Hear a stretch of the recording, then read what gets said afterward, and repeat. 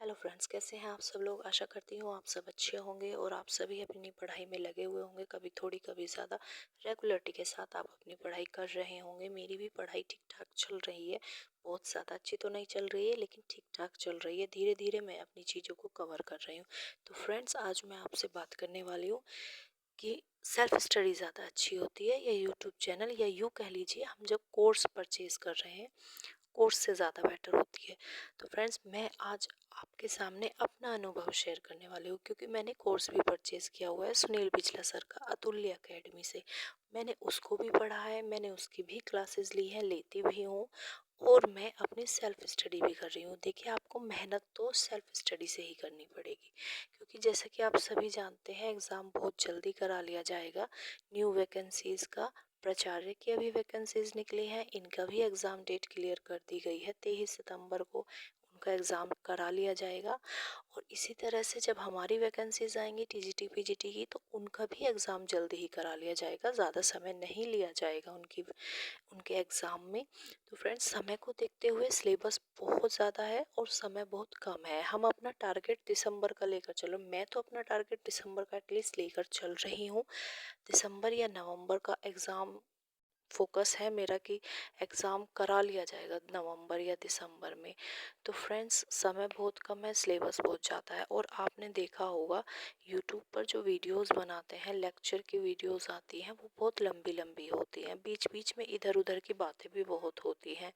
सबका पढ़ाने का अपना अपना स्टाइल होता है, और जिस टाइम क्लास लाइव चलती है, हमें मौका मिलता है कि हम टीचर से कुछ पूछ पाएँ, उस टाइम हमें टाइम नहीं मिलता है। हमें मजबूरन रिकॉर्डेड क्लासेस ही लेनी पड़ती हैं, जबकि हम चाहते लाइव क्लासेस लेनी है, लेकिन हम लाइव ले नहीं पाते, क्योंकि घर गृहस्थी में लाइव क्लासेस अटेंड करना बहुत मुश्किल हो जाता है। तो हम रिकॉर्डेड क्लासेस ही देख पाते हैं।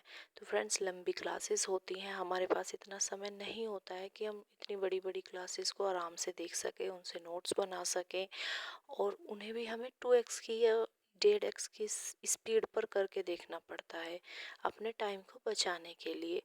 तो इस हिसाब से थोड़ा सा एक वीक पॉइंट है यूट्यूब चैनल या कोर्सेज का, इसको देखते हुए। जबकि एक प्लस पॉइंट भी है कि हम अपने डाउट क्लियर कर लेते हैं।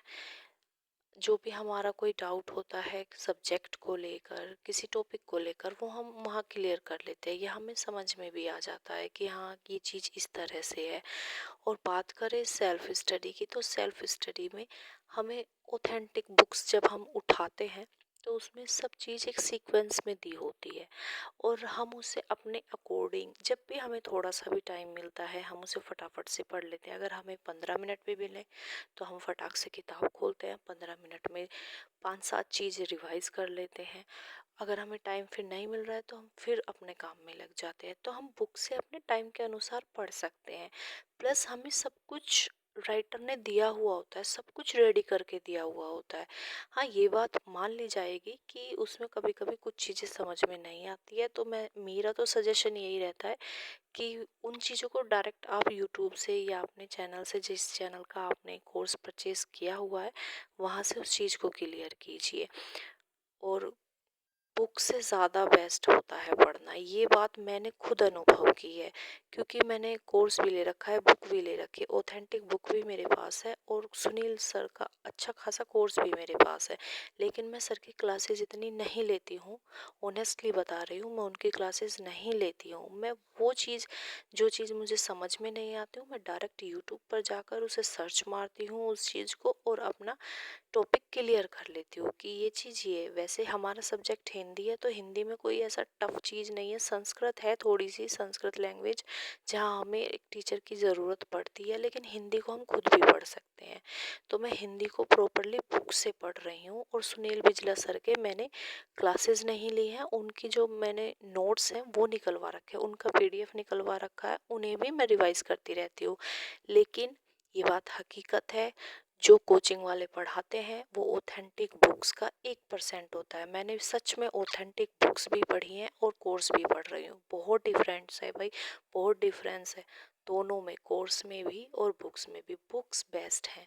तो मेरा सजेशन यही रहेगा, बुक्स को पहले पढ़िए। एग्जामिनर की फर्स्ट चॉइस भी बुक रहती है। एग्जामिनर जब एग्ज़ाम सेट करने जाता है, एग्ज़ाम पेपर को सेट करने जाता है, तो वो बुक्स ही उठाता है। वो किसी चैनल का कोई ट्यूटोरियल नहीं देखता, कुछ नहीं देखता, सिर्फ बुक्स उठाता है अपनी। तो मेरी तो आप सभी को यही सजेशन होगा कि आप मैं बुक्स को ज़्यादा प्रेफर करूँगी। आप बुक्स लीजिए और बुक्स को अपने टाइम को मैनेज करते हुए बहुत जल्दी जल्दी आप रीडिंग करिए। मैं सेकंड रीडिंग कर रही हूँ अपनी बुक्स की। सेकंड रीडिंग सच में, फर्स्ट रीडिंग मैं फटाफट कर चुकी हूँ एंड सेकंड रीडिंग मैं ऑनलाइन करती हूँ लाइव आकर। आप कभी भी मेरी लाइव अटेंड करके देख सकते हो। मैं सेकंड रीडिंग पर रहती हूँ, जबकि मैं एक सरसरी नज़र से फर्स्ट रीडिंग कर चुकी होती हूँ। ये फ़ायदा होता है सेल्फ स्टडी का बुक से। तो और आप जैसा अपने हिसाब से पढ़ना चाहे आप पढ़ सकते हैं। मैंने अपना अनुभव आपके साथ शेयर किया है,